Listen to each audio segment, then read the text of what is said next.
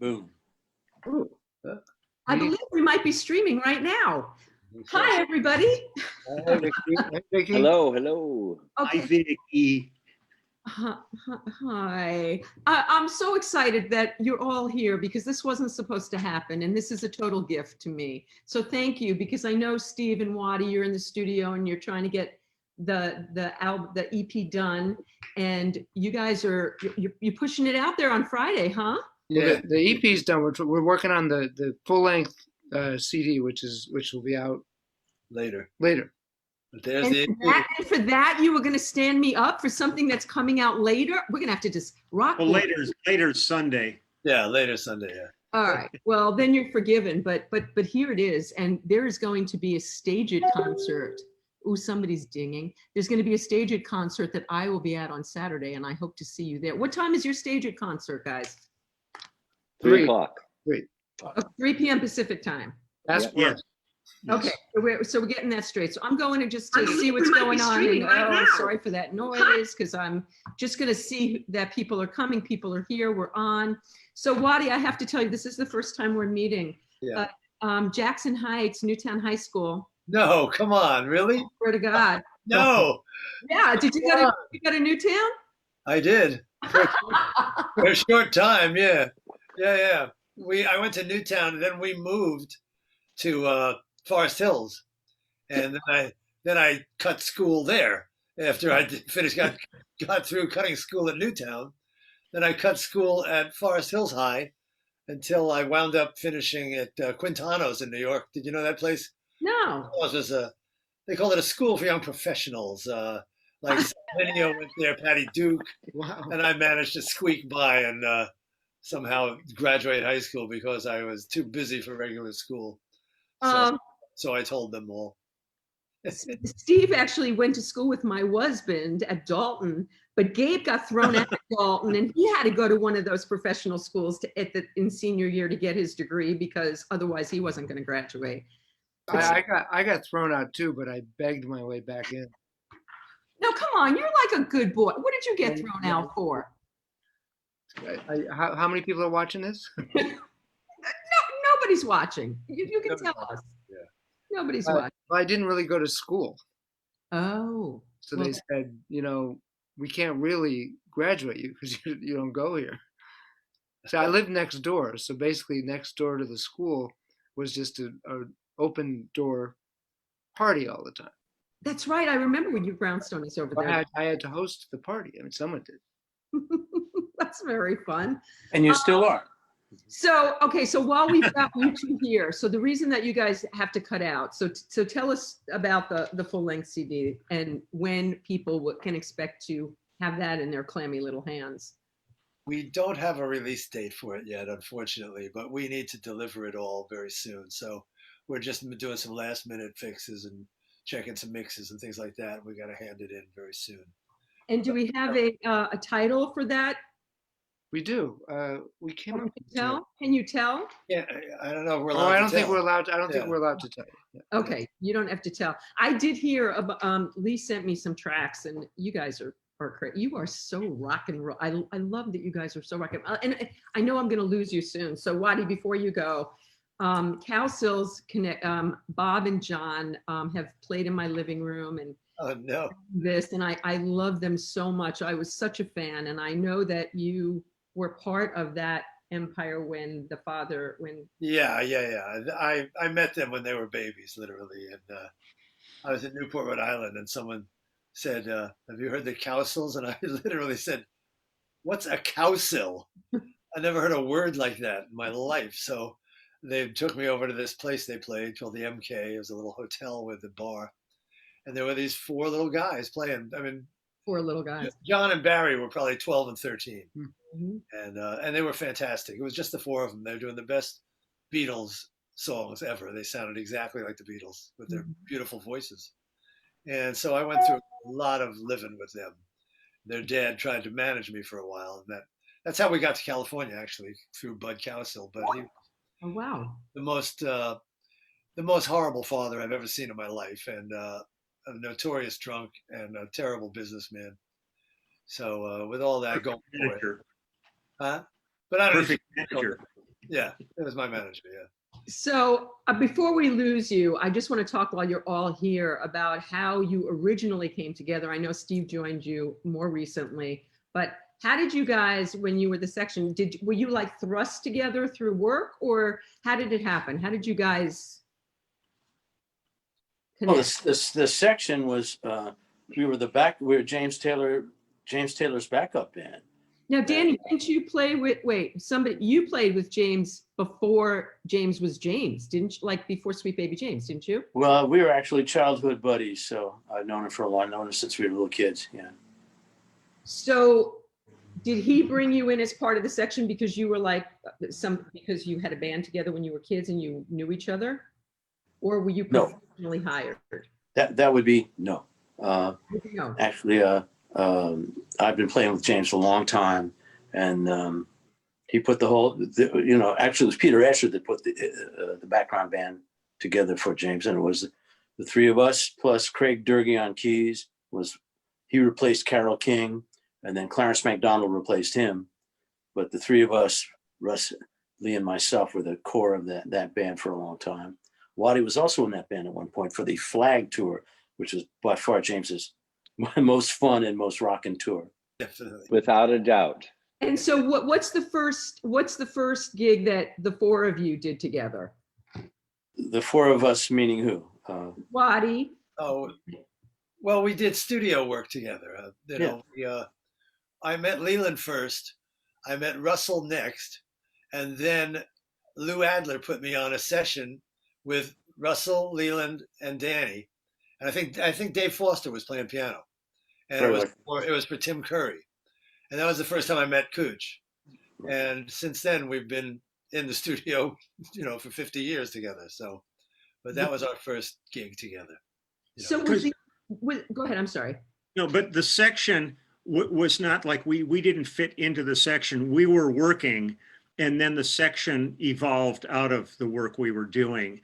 It wasn't like we created this band. We were out there on the road with them, and it was James who came up with the name The Section when we were out there on the road. And it just seemed like a logical thing since we played together every day. We sort of morphed into this thing. But we were really just we were the band for a while, and then all of a sudden we became an entity. So was it ever a thought back then that you would all do this together one day? How did the immediate family evolve? Go ahead, Danny. Well, I got to say that the immediate family evolved. Basically, it started with, we don't know each other and loved each other for a long time. Right. Waddy was supposed to be in the section at one point, but wisely, he decided he didn't want to be in the band unless we played songs. The section was all instrumental. Uh-huh.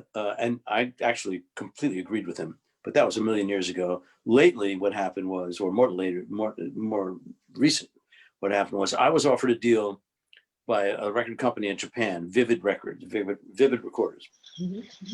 And so they wanted me to make a solo album, and I went in to do it. And amazingly, Russ and Lee were available, which is really rare, but they were. And because they love me, they were prepared to do this for Anything for you. a small fraction of what they usually get paid. And we got in there. Wad was on the road with Stevie, so he got in there later. Postell was there with me at the time and did a lot of pre-production work with me. And Steve and I had been playing together and had a good relationship. So it just kind of fell together. As once we were in the studio and started playing our stuff, we realized after the second or third day, we said, "Hey, this is good. This is fun." And then I was offered a gig to promote what was supposed to be a solo album in Japan. And everyone said, "Yeah, let's go." And at that point, it became obvious we had to make this a band. And that's what we did. I came up with the name Immediate Family because that's what we are. It's not the greatest name for a rock and roll band, but it's true. It is what we are. So. And the rest is recent history. So Steve, tell us how you came to be part of, I know Steve for 38 years from Bleecker Street in New York. We're too young for that, but, and he's played every single club and place I have ever booked over those years. Steve, tell us how you came to connect, because I know you and Danny playing together for at least 6 years. least 100 years. The, I mean, I had met individual people, but I'd say the thing that really coalesced it was that I made a record for Emergent Records, Mhm. and Leland played on that. I grabbed him at NAMM show and forced him that I would kill him if he didn't play on my record, and he said, "Kill me." And then Do your worst. Waddy and I have a mutual friend named Dan Nash who got Waddy in. But Russ's son mixed the record. Wow. So Nathaniel invited me, Nathaniel Kunkel, beautiful. I heard a record he did with Crosby and Nash, and I said, that's how I want my record to sound. And so he invited me to the Troubadour, and that's when I met Mr. Kootch over there. And we just kind of hit it off. And when he came out to LA, I said, I got this thing that sometimes Leland plays called the Night Train Music Club, and you should just come play when you can. And we played your book release party, if I'm not mistaken. You did, and it was my Facebook memory today. It was a #1 Amazon bestseller 5 years ago today, and you and Kootch did the thing. So it just coalesced, and Danny and I went to Japan with another sort of group that was sort of the Night Train, sort of like that. Mm-hmm. And so it just sort of, it was all very organic. There was no big plan. It just all happened. So as you were putting the immediate family together, Danny, it was no question that Steve was going to be a part of this 50-year relationship that you other guys had. He organically just kind of, and that voice. That's right. was He so wouldn't good leave. in there. He had the car. I had the basketball or the studio. So I know we have to lose you guys really soon, Waddy and Steve. Is there any, I didn't ask in advance, and I don't know if you have anything sitting around you. Is there any way you could play anything? Because you guys are together. Is there any way you could do anything before you go? Oh no, we can't do anything. You can't. Okay. Danny's gonna, don't worry everybody out there. Danny's gonna play for us before we end this thing. But I'm really grateful. But Waddy, I've been watching so many videos over the last week, and to hear the way Stevie Nicks and Keith Richards and my friend Bernard Fowler and everybody speaks of you. And to hear, it's like you are a part of the fabric of so much of my life. I'm going to get to the rest of you because you all are, but I'm losing Waddy, and I'm speechless. I'm a Jewish girl with a lot of words, and I don't get speechless, but thank you so much for the body of your work that has been such a joy. Warren, Zevon, are you kidding me? Excitable Boy, Russ was there too. I know you all like fall on everything, but Werewolves of London, I mean, and when you sing it now, you sound like him. It's crazy to me. I told him that today. He doesn't think so. I think he does. You do. You sound, every time you do Zevon, you sound like him. It like weirds me out that he's like back from. We were pretty close. But thank you guys so much. And Steve, for those of you who don't know, when I met Steve, he was with Pure Prairie League. He walked into this club and the voice of an angel, and you've produced everybody and played with everybody. And I've seen the Night Train Music Club many times, and you've been a wonderful, an inspirational friend for a long, long time. And I look forward to having you all back in the living room when we are able to do such things. We will. Got it. It's great to see you, Vicki. Thanks, and, Vicki. And thanks for booking me all back then. Those $100 bills, wow, those really came in handy. I'm so glad to meet you. I ate for a week off that $100 back then. Well, Waddy, I'm coming back around because I want to get you on here by yourself, and Russ and Danny as well, and do like Lee and I have done, and Steve too. We've done hours-long marathons, so I look forward to more of that. Anytime. Thank you guys for coming in with us. Take care, Great to meet you. Bye-bye. Guy. Hey, don't say anything bad about us. Go ahead, yeah. Or Oh, Go do. back to work. Go back that's a to work. given. That's a given. Yeah, sure. Go back to work. Stop fucking around. Come on. Come No, on. sorry, guys. Sorry. Let's get right back to it. Let's go, man. Miss you already. See you on Saturday. Bye, guys. Oh, that was sweet. Well, that was I very. didn't think they'd ever leave. God. They're getting a lot of love. They're getting a lot of love. Okay, so let's talk about, so you guys are the original three. Did it work? Did you personally, Russ, you tell me, like personally, the relationship, was it right from the get-go? Was it just, and you and Lee, because you have to do that rhythm section thing. I mean, was it instant magic? We all were bound together by an amazing friend of ours named Peter Asher. And Peter's like the sixth member of this group. If it wasn't for Peter, we would not have met each other. We wouldn't have had the careers that we have. And so Peter really is the linchpin that kind of got all us together in various different ways. That's when I met Danny doing the Sweet Baby James album. And then after that album came out, we did one tour with Danny, myself, Carole King, and James. That was the initial first tour for the Sweet Baby James album. And then after that, Leland tells the story of meeting James with his band Wolfgang, and then James hired Leland to come and be part of the band. And then that was the beginning of the three of us playing with James for about 10, 12 years.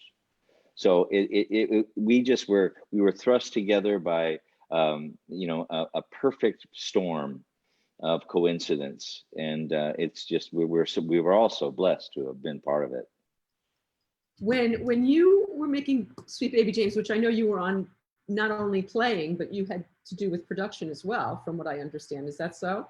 Not myself, no. That was Okay. Peter's production. Yeah. Okay, so I read wrong that you had something, but anyway, when you were doing Sweet Baby James, did you guys have any concept of what was going to happen from that album, of what was to come? Did you know how brilliant it was when you were there? No, that's all hindsight. We were just so happy to be working. Mhm. I remember going into Peter Asher's office, which was in the garage of his house at that time, that the first house that he rented in LA, when watching Fire and Rain and Sweet Baby James go up the charts and seeing a Billboard magazine. His secretary, Gloria Boyce, said, look where we are. And I think that was the first time it dawned on me that, wow, that's incredible. So. And how about Tapestry? Did you know? I mean, you don't know what that. You just doing it, and you just do it, and you don't think ahead to, oh, this is special. Well, for me, I mean, I knew when I first heard James Taylor's songs that he was something special, and that his music was special and different from anything else that I heard. And Carole is the same way. The songs that Carole, the body of work that she put together for Tapestry, I knew that when I heard those songs that they were different and they were special. But I had no idea at the moment that they would go on to be iconic records. That would last forever. So, and Danny, did you know when you were kids? Like, did you guys know when you were kids? Did you have any dream of being anything else other than a rock star? I mean, this life of rock that you have? Danny, how about you? Well, I didn't think of it as being a rock star. I just thought of it as being a musician, being able to play with the best musicians I could find, and especially to play with my heroes. That was my ambition and my goal. And I was able to, actually, I did play with a lot of my heroes. And among them are Lee Sklar and Russ Kunkel, my most heroic partners, for sure. I knew James was great. Being great is not the same thing as being a star. Okay. Yes, I knew he was great at what he did. That doesn't mean he's going to be a star. That means he's great. And I always knew he was great. Mm-hmm. But like I said, does not necessarily lead to stardom, as we know. Have you ever played with anybody that you felt was great and deserving that didn't break through? Oh, that's an interesting question. Well, I'm going to pose that to all of you because you've all played with so many people. And I agree that great doesn't mean stardom. And stardom is, luck meets opportunity meets all that stuff. But I'm guessing there are people out there that if the situation had been different, they were worthy. Actually, I can't, we got to play with like the greatest songwriters and singers of that period, all of them. And they were so brilliant. I know for myself that I got really spoiled playing these great songs with the best musicians, the best songwriters, the best singers. So that really took over my life at that point. As for people that should have made it, nobody jumps into my imagination immediately. But I'm sure that's not the case with Russ and Lee. All right, I'll give them a minute to reflect on it. I'm sticking with you for a second, Danny. So you're a little kid, you're playing, how old are you when you start playing guitar? 10. And when did you write your first song? When I write my first one, 16. Your body of work of songs that you have written is mind-boggling. I cannot believe the hits that you've written, forget the hits, the songs that you've written. When did you write your first something that got recorded? When did you write the first, how old were you when the first song that actually got recorded? Oh boy, I guess the first song that got recorded was Machine Gun Kelly, because James recorded that on his Mudslide Slim album. And that was, I had written songs before that, but when James recorded and put it on that album, that was the first kind of real. Okay, so I'm gonna would you think about maybe playing that for us right now? Oh God, yeah. Well, how can I have you guys on here and not have music? Right. You guys, I'll take the chance of boring Russ and Lee to death with this. No, it's such an incredible storyline that you create such beautiful imagery in your lyrics on the songs, and the way you play is, I would never. The reason I'm sitting here 50 years later is because I adore you and what you do, and I would never in a million years be tired of what it is that.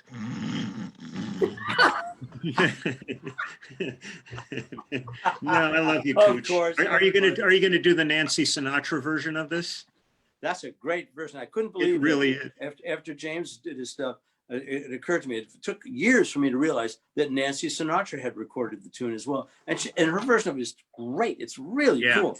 That must be the Wrecking Crew. I don't know who's on it, but it would be the Wrecking Crew. Really good. Really, really, really great. And for those of you out there, the only reason why Lee and Russ aren't playing along is because we kind of tried it, and it could end up being a real fuck fest with the. Technically, this is not. Also, I don't really like playing with those guys, But Lee promised that they would act involved during the playing. Yeah. Oh, let's hope not. We will. Okay, go ahead, take it away.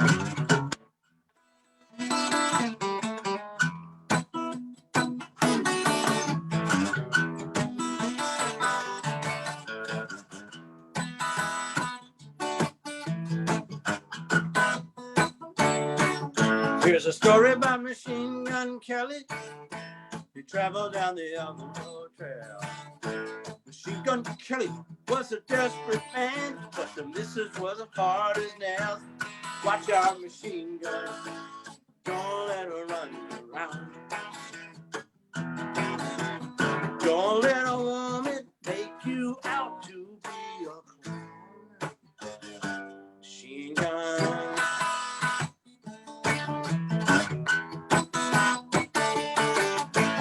Let me tell you about Catherine Kelly. She's tired of being such small time.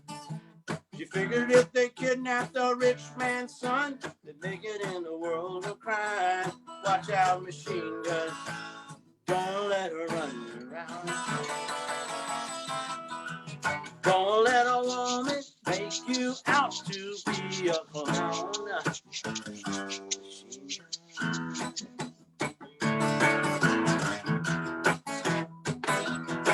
You better watch out, Machine Gun Kelly.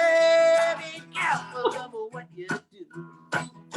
If you keep a messing with your old lady, there ain't no telling what'll happen to you. Machine Gun.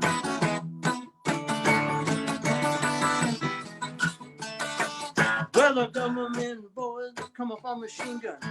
They came and took that boy away. They stuck him in a hole in Leavenworth prison. Yeah, then he lived there till his dying day. Watch out, machine gun, don't let her run you around. Don't let a woman put you 6 feet in the ground. Machine gun,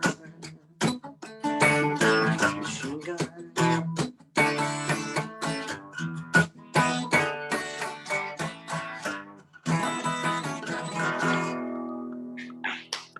On behalf of everybody out there, Russ and I applaud you. You're just a monster, and your songs Yeah. I don't even, all right. So I haven't talked to Lee at all. I'm going to go. Lee and I have spent at least 4 hours chatting online lately. Just 4? That's it? The last time Lee and I talked, I woke up the next morning and Facebook had taken down all my shows, 200 shows. And I think it was because Lee and I were talking about The Idiot. I'm guessing that was. Yeah, part of I'm it. sure that had everything to do with it. I got them back though.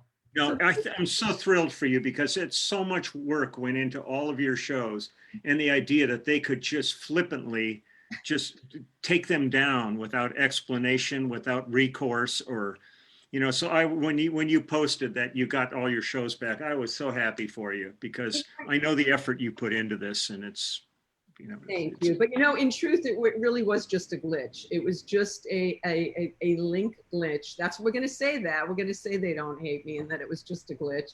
But It was me that they hate. did you read that there's all kinds of controversy today because Facebook and Twitter blocked, they're trying to put up Biden's son's emails. Did you read about this today? And Facebook and Twitter blocked them. And so the New York that's right. The New York Post did a story, because that's a credible paper, about Hunter Biden's emails and saying that Biden was actually on his way to, I don't know, some place he shouldn't have been going. And anyway, Facebook and Twitter blocked in our favor this time, instead of going with the Russians, which was pretty incredible, actually. We can go on about corruption all day long about this stuff. We can go on for hours and hours and hours. You know, Hunter Biden is not running for president. He isn't president. He's not running for anything.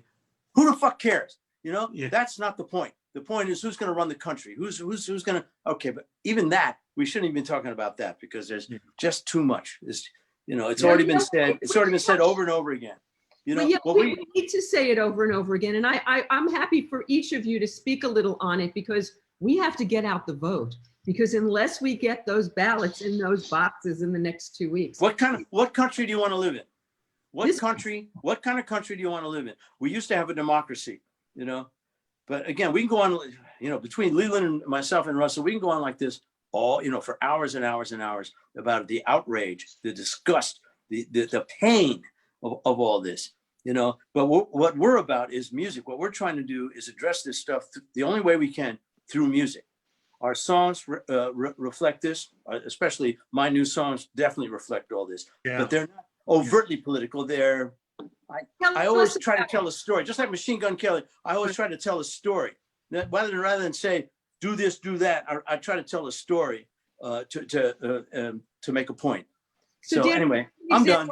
No, I don't want you to be done. Actually, my audience this is what we talk about every single day, is what's going on. So you're preaching to the choir, but so can you give us an example of a new song that is speaking to this, to what's going on? Yep, I can. Tell us. We got this, well, there's songs on our new album. I'm not sure whether I should be discussing them or not, because they're brand new and we've been asked not to say too much about them, because they're when the album comes out, there's going to be more of that. But I will say this, I just wrote a song called There's a Party at the Graveyard. What do you think that's about? You know, can't imagine, right? Can't imagine. You know, so again, the best way to tell any of this stuff is not to say, you people suck and you're no good. The best way is to tell a story. Tell a story. And that's how you bring people in, not by preaching at them, not getting on the soapbox, not by yelling at them. Tell a story. Okay. That's what I have to say. You know, and I have to say that Danny's been doing that for his whole professional career. And that's why we're so proud to be in a band with him, because that's what he does. He gets the message out in a way that's musical and that stays with you. Mm-hmm. So we're going to be coming to your concert on Saturday. Is there anything that you guys will be able to play on Saturday that will speak to this? Because I know you have some stuff that wasn't written for. Didn't Steve Postell write a song that you guys rewrote for what's going on now? Yeah, House Will Fall. And is that going to be on the new? I think that'll be you might be able to see that for sure.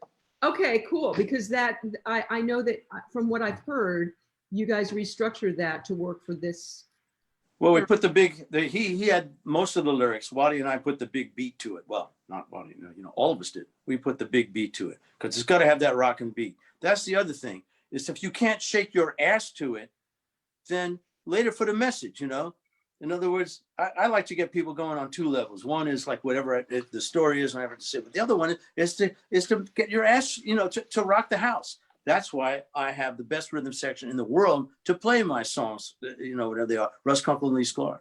The best. There is no one better. There is no one better, and you write the best. You write the most rock songs of anybody that I know. You rock, and they all do. And you guys are magic. I don't even know where to start with you guys. All right, so let's go over to Russ for a minute. So Russ, you're a kid. You're growing up in Pennsylvania, I want to say. Correct. Yeah. And drum's your first instrument. How did you get started in music? Well, I'll try to keep it simple. My brother was a drummer, my oldest brother, Gilbert, and he introduced me to the drum kit, sat me on his lap, put sticks in my hand. He had a band that rehearsed in the house. So I grew up in a household where I heard music a lot. Mm-hmm. And, so that was the beginning of it. When I was in the 5th grade, I joined the orchestra and then got kicked out because I played the snare drum too loud. Because I just kept riffing on the snare drum in places that I shouldn't have been doing, trying to do my best Gene Krupa licks. But that's, that Pennsylvania, I only was there until I was 9 years old. My father passed away and my mom and I moved to California. So. And so how did your career start?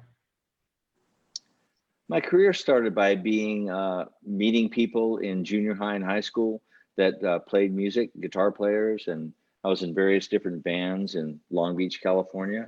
Mm-hmm. And then I was finally in a band that moved up to Los Angeles, and we were the house band at the Whiskey A Go-Go for 19 weeks, a band called Things to Come. And I met David Crosby, I met Graham Nash, and started doing publishing demos for a man named Joel Sill at ABC Dunhill Music Publishing Company, and that's where I met people like Louis Shelton and Joe Osborne and Larry Knechtel, and got to play with those guys a lot, like Leland did. And then eventually like I said before, the real linchpin was meeting Peter Asher. I was playing with an artist named John Stewart, who replaced Dave Guard in the Kingston Trio.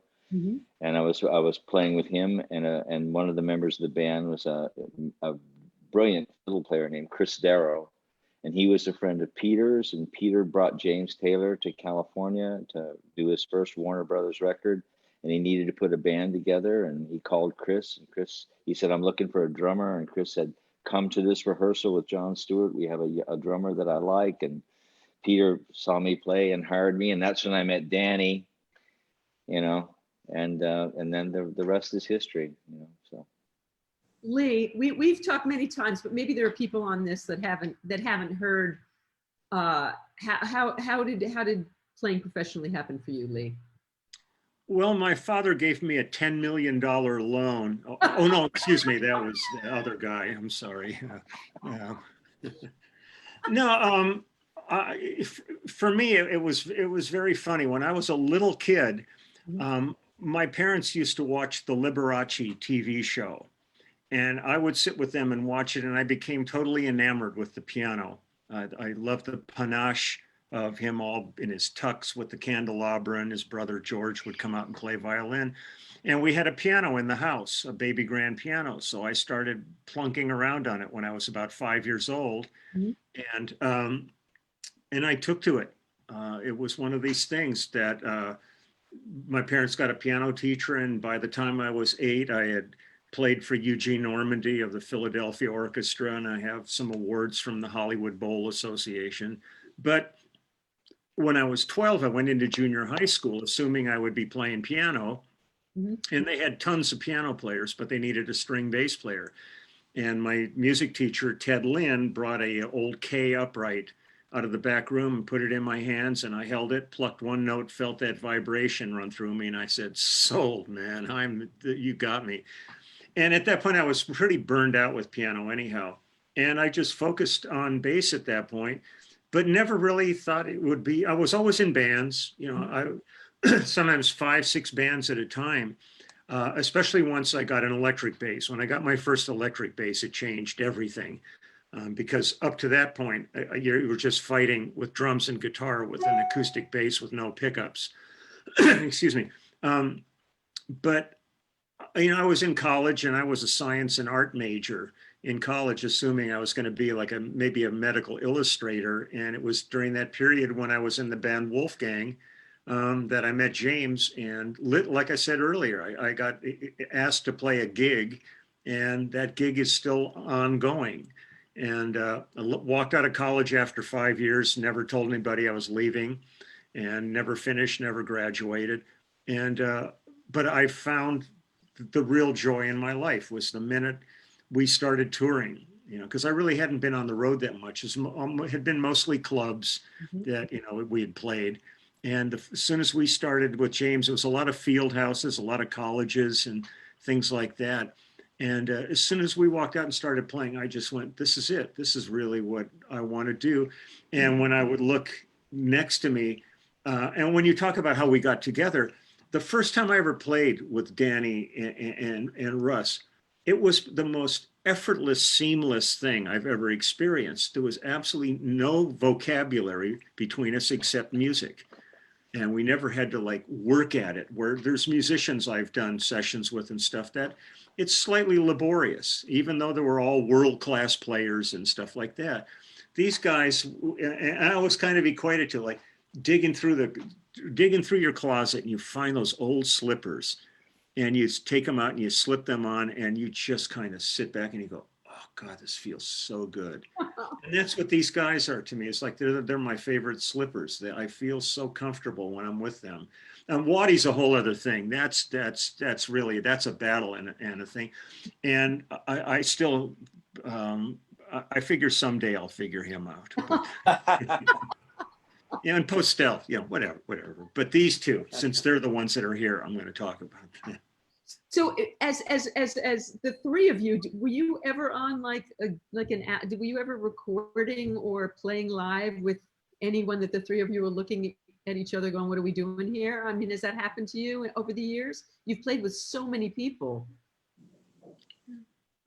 You don't have to name them. I'm just curious. No, I don't think so.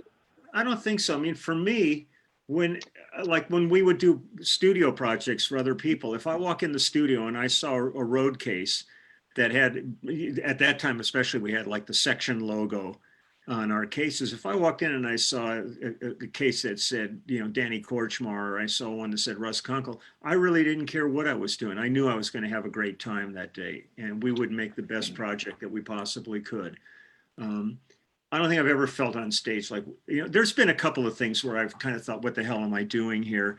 And it was really because of the personality, not even the music, it was personality of the artist. And I chose at that point never to work with them again, you know. When you say, what are we doing here? That could be in a positive connotation or a negative one. Yeah. But I think for the most part, we've been pinching ourselves for our whole careers as the fact that we've been able to work with so many great singer-songwriters. I mean, if you make a list of the people that we've worked with, it's the creme de la creme, you know. So it's like, you know, we in hindsight, we look back and we go, wow, how lucky are we, you know, that we got to be in those places at those times and be a part of that music. And like Carole King and James Taylor, Don Henley, Jackson Browne, Linda Ronstadt, these are our friends, you know, and we got to live life with them. We got to have sorrow with them, pain, happiness, and then be a part of their music. So we are some of the most blessed individuals in this business. Well, I think that gratitude is what keeps it coming. I think a lot of grace there, Russ, which is lovely. And yes, every album on my shelf. Well, I don't have albums on my shelf anymore, but it's all electronic now. But whatever. But yeah, you guys have pretty much played on everything that I've listened to my whole life. So that's pretty crazy that you have this legacy of music already. So is now that you've come together as we're going to go back and talk about some of that, but now that you're together as a band, does it get better than this? Because now it's you guys doing what you, now you're in the front, you're front and center. It's you guys. Vicki, when you hear this new record that's going to come out next year, your mind is going to be blown. So that's all I'm telling you. Just wait for it. Well, I have a few So tracks the best, that haven't gone yet, so the best is yet to come. That's just so amazing. And so is this like the culmination of a lifetime dream come true to be able to do this together? Oh, for me, it certainly is. Lee's shaking his head no. No, I'm shaking my head because it's a continuum, because Yeah. I'm looking forward to many more years. It's like we've hit this point now, but we're really hitting our stride at this point. Right, And but I that's think, what I'm saying. Like, is this going to be the band? Like, do you see this as like, okay, now I'm in the band? Because you guys have played with so many people. Now you've got, is this now your band that you get to like just take this? Yeah. You know, Yeah. I can only speak for myself, but I've been waiting my whole life to do this with my brothers. And I've been blessed to work with so many great people over the years and that have supported me, but now it's our time. You know, and I can't speak for everybody else, but I think You're we right, all feel Russ. the same way, that this is what we want to do. And we're just at the start of it. And we started it in a pandemic, Oh my God. you know, so it's like, so we just can't wait to bust out of it. yeah. I've seen some videos from the early pandemic where you guys were each in your own space and you put the block. So how did you make the decision? Okay, we're gonna get in each other's bubble and because I've got the COVID crazies watching. How did you get to that place where you felt safe to do that? And when did you do it? And what was the occasion? Danny? Gee, I don't know. It's the COVID thing. It started before that, you know. My mind went to a different place listening to Russ and Lee. I got to tell you, Vicki. And what I realized is that when I first played with these guys as a rhythm section, I had never played with anyone that good ever. I had been in 2 or 3 bands already, but when I played with them, I said, "Where the fuck have I been my whole life?" When I played with them, I said, "This is it. This is it. These guys, this is it." And this is 1970 I'm talking about. Now here it is, all these years later. So, yeah, this is the penultimate. No, not the ultimate situation for me is to be in a band with these cats. I've been looking forward to this my whole life, I guess, really. And I've been headed towards this my whole life, musically and otherwise. And the fact that I'm with my brothers is the most meaningful thing ever that could ever be musically for me. I love it. So somebody doesn't have their notifications turned off. We're hearing somebody's computer going off. But I'm sorry, it's mine. I can't. This thing never stops them. So sorry about that. Yeah, don't worry about it. It's fine. So any favorite memories that you guys have shared? You've been all over the world together. You've toured with so many people, you know, you've toured more than many times together. What was it like the first time, like walking out in a stadium or Madison Square Garden? I mean, any like, and does anything stand out as being gigs when you guys just looked at each other and went, "Oh my God, are we really doing this?" I don't think it wasn't like that. We didn't sit around and go, "Oh my God, we're at the forefront of this singer-songwriter movement," you know. But what I do remember is the first tour we did with James. I looked at, there's these things on the floor aiming at me. And said, "What are those?" Monitors. I had never seen them before. You mean monitors? Like so we can hear? I couldn't believe it. And then, you know, playing with Russ and Lee, playing those James Taylor songs. Now playing with James is like walking on eggshells. You got to be really careful what you do because he's playing acoustic guitar. It's got to be back, back, back, back. Now I grew up playing rock and roll just like we all did. So we had to find a way to keep it rocking, but keep it down on the down low so that it would never overpower James. And I don't know, am I answering your question? I'm just free. There's no agenda here. So anywhere we go is fine. So how about, go ahead, Lee. It was kind of like one of the early gigs we did with James was Carnegie Hall. Oh. And that's acoustically one of the most incredible rooms in the world. And we had the Brecker brothers and Barry Rogers on trombone with us. And you walk in there and you're afraid to touch your instrument because that room, you want to hear Vladimir Horowitz in the room. You don't want to hear an electric bass. But we made it work. But there were so many moments within all of this. And I think the hardest part is you're living that moment and you're not seeing how the future is going to see these moments. Just like with these artists, like you were talking earlier about working with some people that you would have swore they had everything, all their ducks in a row. They had looks and songs, and they never made it. And you just you don't know why, but you're living in the moment of this every day. And you can do some hindsight occasionally, to check things out. But I don't live back there. I really live in today and tomorrow. And the thing that's so joyous about this situation for us is we're looking forward to so many tomorrows. And we had a lot lined up when the pandemic hit, like everybody else. But there was a momentum taking up, right? Yeah, there was a momentum taking place that suddenly, the kibosh was put on it, but we're working as much as we possibly can on things that accommodate the pandemic for us, where we don't put ourselves in danger. And but we're still, we're plowing forward at this point. Do you find that your fans are oh, I'm sorry, Russ, go ahead. I'll save my question. I was going to try to answer your question. Excellent. I think one of the moments that the three of us shared that was incredibly special was being a part of the No Nukes concert.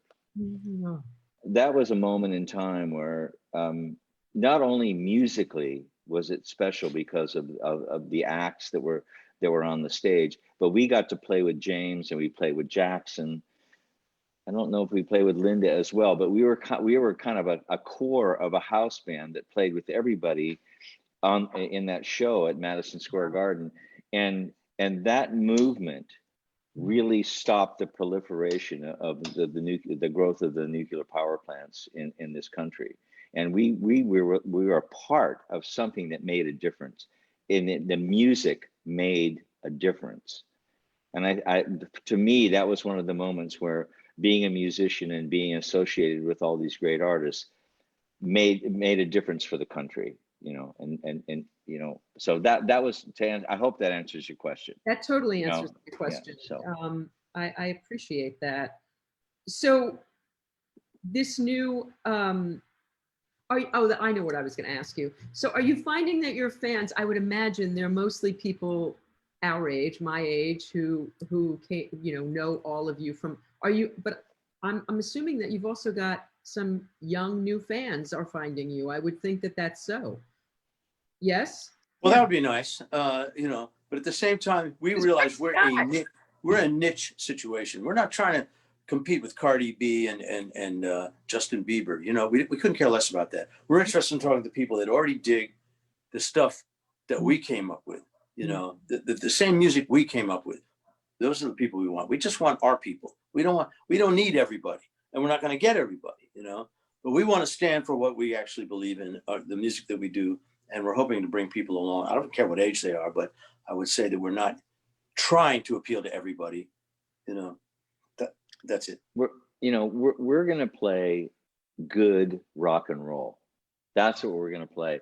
Have you guys seen that little video on YouTube of that little toddler dancing to Chuck Berry? Yes, I Oh yeah. Okay, that's what we want to do. Mm-hmm. We want to be able to get people, even toddlers, rocking to the music that we're playing, because it's ageless. Good rock and roll. It doesn't matter who your audience is. You can reach everybody. And like Leland said earlier, don't lose the dance floor. Keep everybody dancing. Right. The songs we write and the songs I write, certainly, I want, as I said, probably I'm just repeating myself, but they have to have at least two qualities. One is that they tell a story and say something, and two is that they are ass shakers. They're all ass shakers. We've got to get them on both levels. That's my feeling about it. They got to have that big beat and that rocking beat, and that's what we've talked about and what we knew we had to do as soon as we got together. So we're not going to be like Jackson, like we'd play with Jackson Browne or even with James Taylor. We got to pull out that big beat right now, and that's what our music is about to a large degree. So if do you have like a highest dream of something other than just continuing to do it and letting it evolve naturally? Is there something that any of you have yet to accomplish that you still would like to? I mean, I feel like how much more could you do? But is there anything on your bill? There's always stuff to do. Well, There's, I personally would like to see our music, the music of the immediate family, Mhm. over the next 5 years, touch a huge amount of the population of the world, and that people can relate to it, you know, and that we have the opportunity to go all over the world and play our music live and continue to make records that people enjoy. I mean, what else could be better than that? yeah. It's like fantastic. Tell us about the Denny Tedesco documentary that he's making about you guys. Go ahead, Lee. Well, we had like a certain momentum that was going before the lockdown took place. He's interviewed a ton of people like James and Linda Ronstadt and Lou Adler, all kinds of people. Mhm. And then they came and they filmed us playing at the Iridium in New York, and we were walking the streets of New York and talking and having some adventures out there. And they're continuing. They have, like, you know, for these kind of things, they have forensic people that are digging archivally and finding all kinds of stuff about us. And I'm fascinated. I haven't seen anything, you know, so I'm completely excited about, you know, where things are headed with this and how it's going to be presented. But Denny is a remarkable filmmaker. And what he did with the Wrecking Crew movie was really something. I think that should be required viewing in every school in the world for what those people accomplished and how he presented it.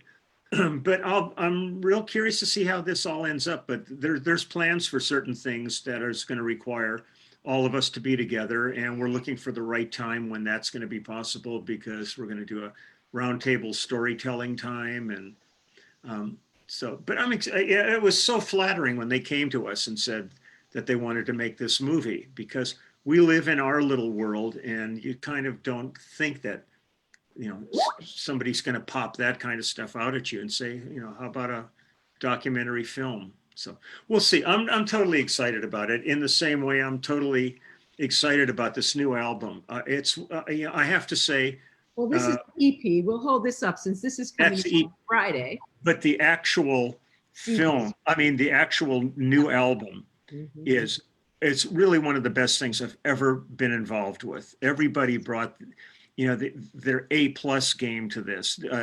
Danny and Waddy's and Steve's writing on this was really unbelievably great.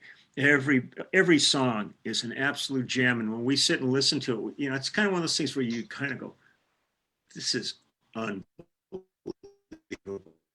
I mean, I can sit away and distance myself from things and appreciate them as fanboy and not as a participant.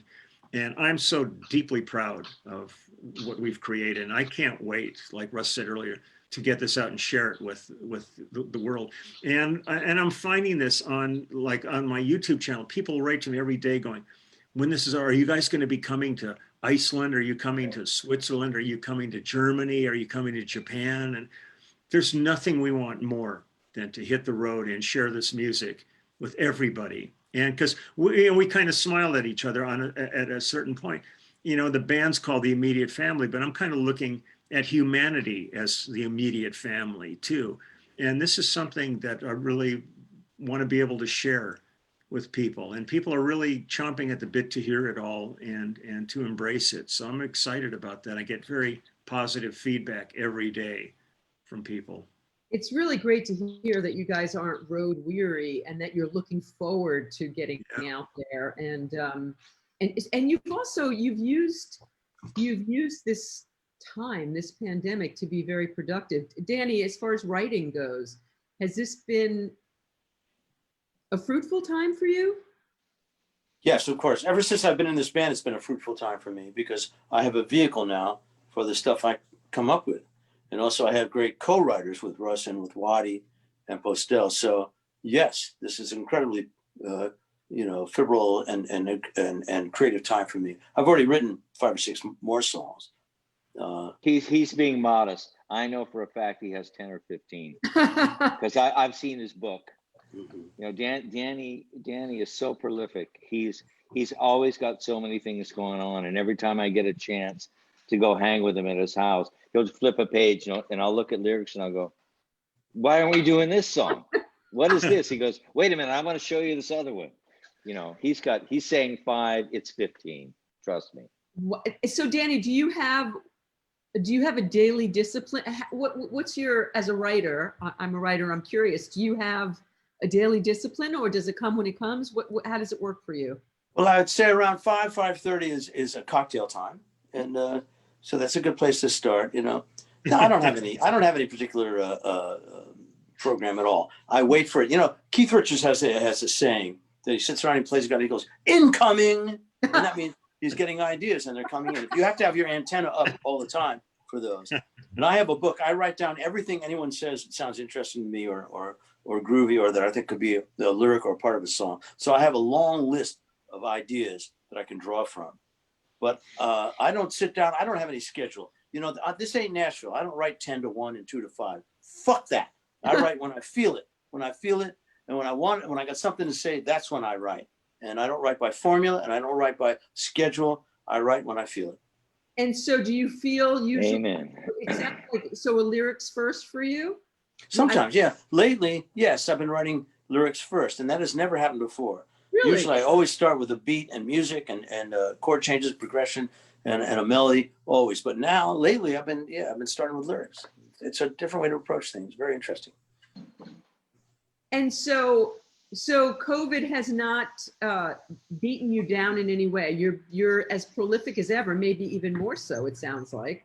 Well, it's beaten me down the same way it's beaten everyone down. You know, it's such a monumental change in all our social habits, and it's certainly, you know, a total drag that our band can't go out and play live, because that's our bread and butter, and that's what we love to do. But at the same time, all of us are creative people, and we're going to find a way around this. We're going to find a way to be creative, regardless of what the situation is in. We're lifers. We are lifers. We do not quit. We don't back up an inch. We go forward. That's no plan B. Vicki, I thought about something today that I think kind of works with what Danny just said.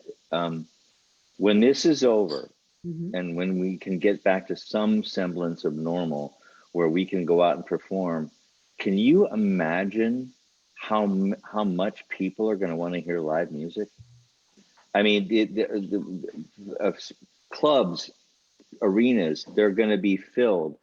Ticket sales will be abundant, and we're going to be ready when that happens. And I thought about that today, that, you know, people are going to be hungry. They're going to be hungry for live music and for entertainment.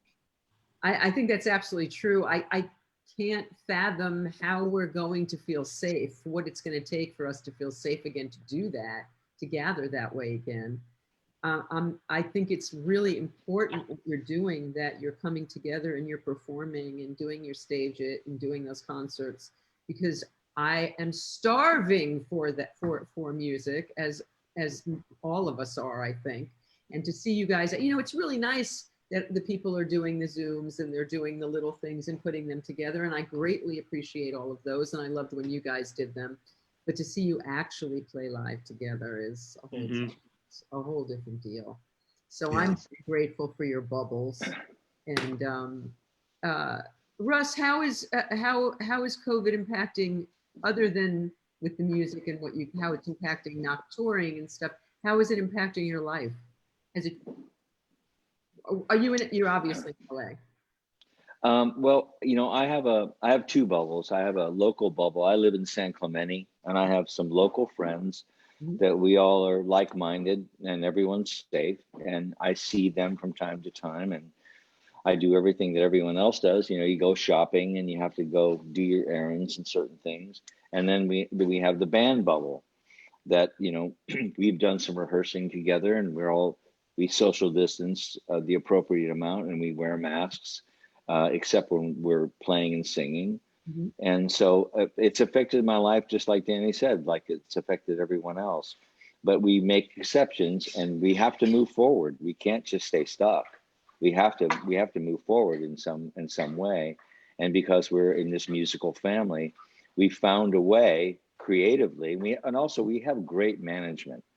You know, Fred Crochelle and and David Helfand, our managers, have helped us so much to get to where to keep going, plowing forward during this pandemic. You know, and so we are, I think we're way better off than most people. I think this caught so many people by surprise, and they were like deer in the headlights for 2 months. And during those 2 months, we were moving forward. We were doing those little stupid videos that we did with the little cubes.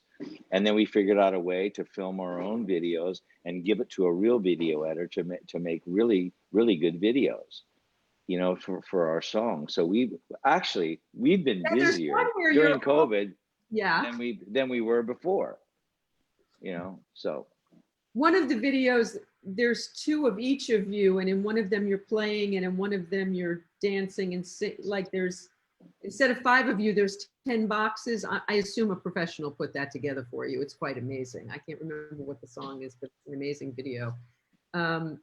Do you find that, do any of you find that you've got, Lee and I have talked about this endlessly about, I know Lee goes to Trader Joe's and does, I haven't been in a store since March, and I have underlying conditions and stuff, so I don't do the shopping and everything. But I know, Lee, you're pretty, you have a routine you do, and that's all you do, right? Yeah. Do you find that I'm getting COVID weary, and I've kind of dropped some of my, I've gotten a little more daring. I've let my boyfriend in my house, which was huge. So do you find that you're getting COVID weary? Are you getting sick of this? I'm COVID weary. I think everybody is, because, you know, what was seeming like something that might be a month or two, you know, now we're looking at it, you know, plowing through the year. I'm wary of it, but I just I haven't hit a wall or anything like that. I've really tried every day to do something creative and meaningful, and even, you know, just walking my dogs, working in my yard, doing things like that, just to keep my mind and my body working, because it would be easy to fall into a morass and a funk. That, you know, there's a lot of people that have ended their lives over this because they just can't take it. It's such a surreal moment in our lifetimes. We've never seen this before, and just like with the politics, I'm not going to go down without a fight.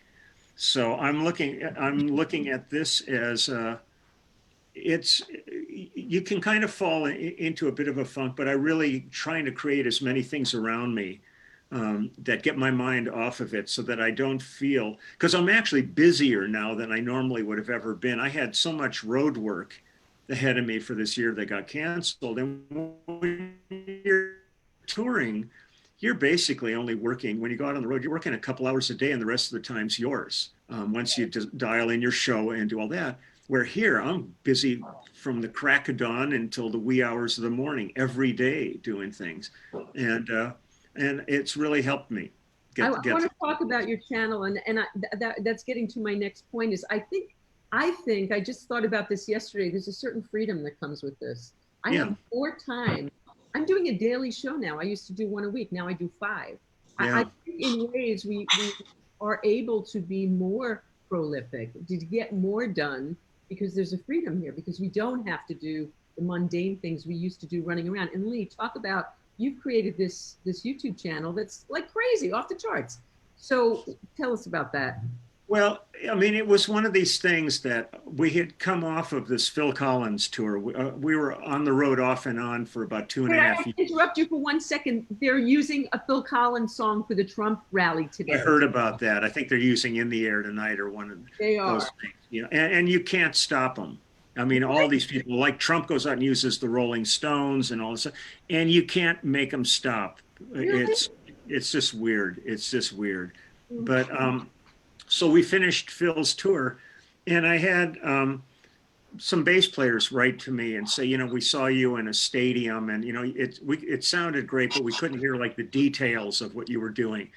So I decided I had the house mixer, our front of house guy, Michelle, sent me a show from Adelaide, I loaded it in my laptop. And so what I did was I started with the first song of the show, and I played it through a little Bose speaker that's next to my laptop, and I have a little bass amp on the floor, and I played along with the stuff, but mixing it together so that the bass was the louder part of the track so they could hear everything. And about 3 songs into this, I had all these people writing me going, "Man, we love your channel." And I go, "What are you talking about?"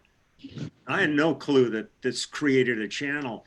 But it's gone on. I mean, I'm going on 140,000 fans on this thing, and out of this, I've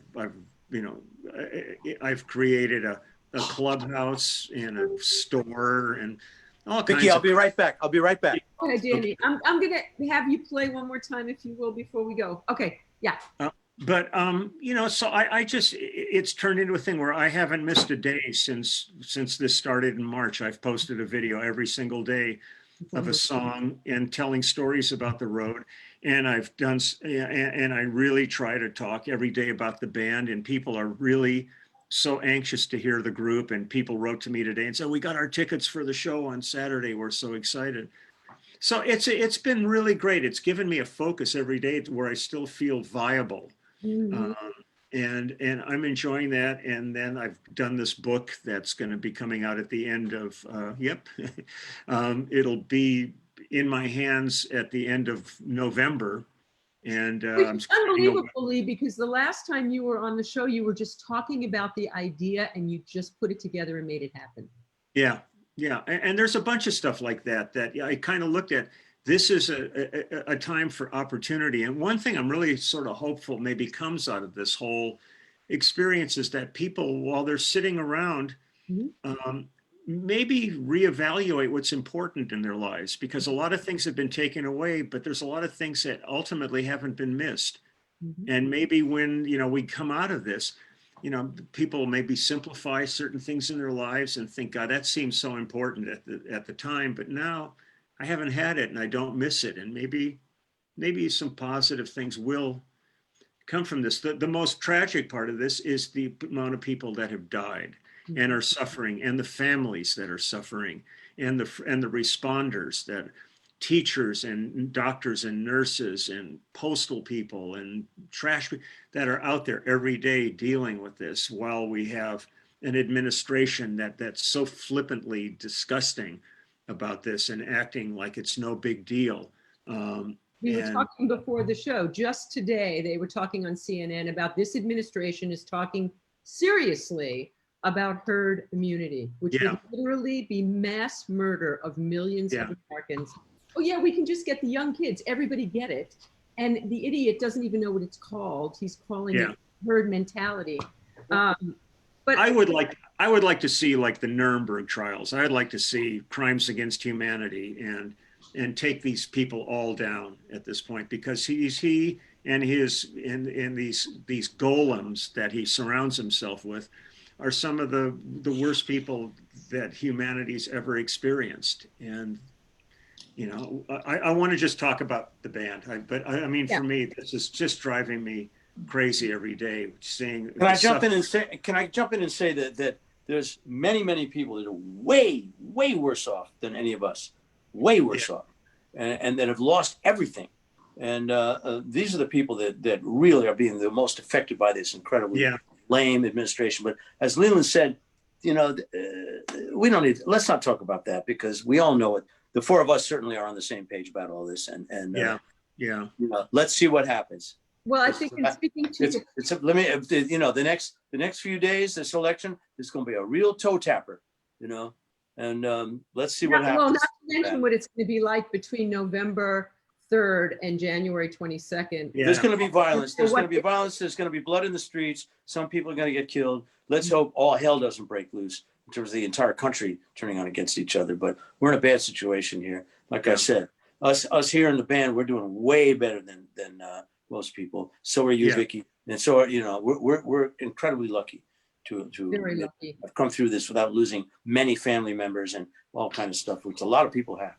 Yeah.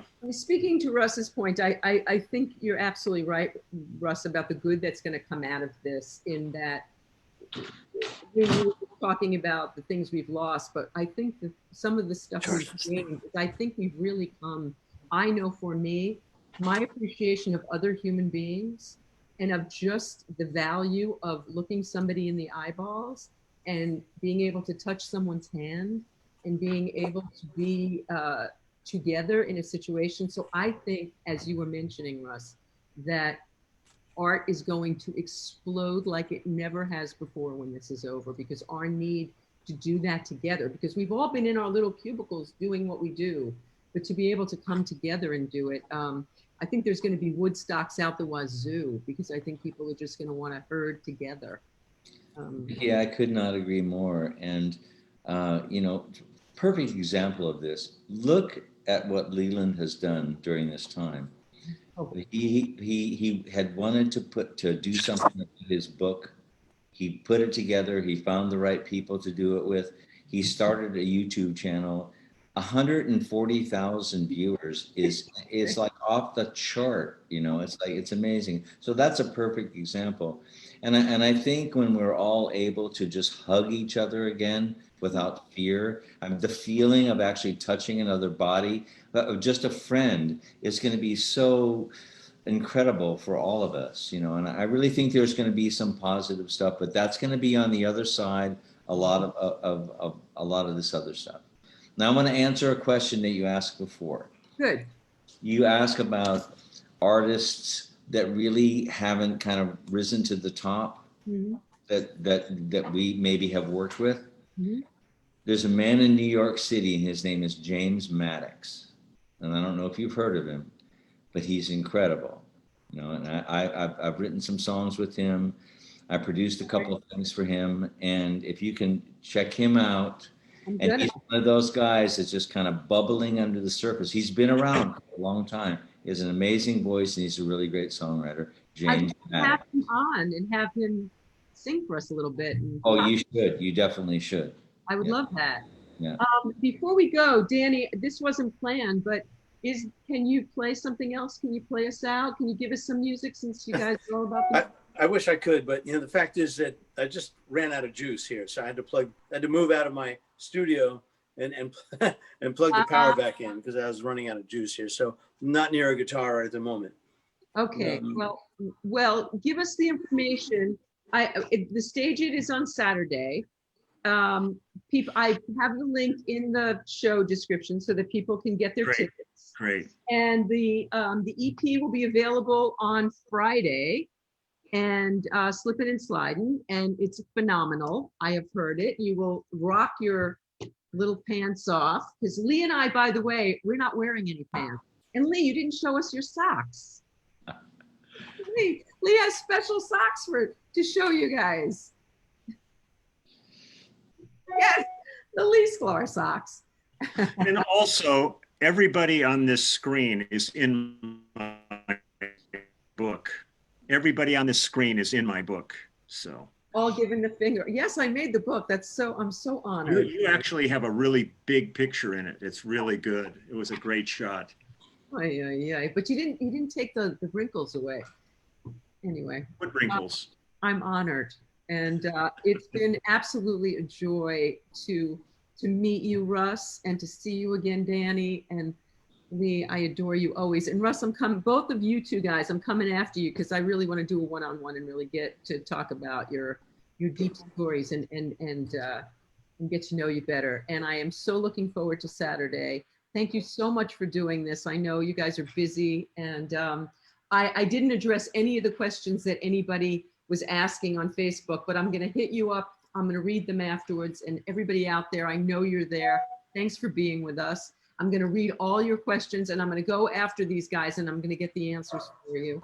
And I hope you have a wonderful time. I will see you guys. I'll be rocking with no pants on Saturday. Fantastic. We love you, Vicki. Thank you. Thank you, Vicki. Thank you so much. Thanks. Take care.